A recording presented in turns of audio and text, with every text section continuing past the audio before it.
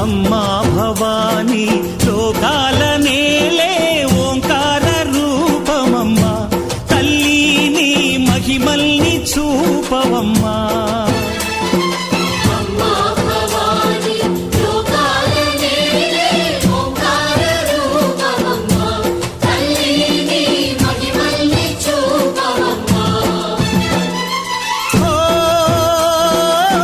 సృష్టికే దీపమా, శక్తికే మూలమా, సింహరథమే నీదమ్మా.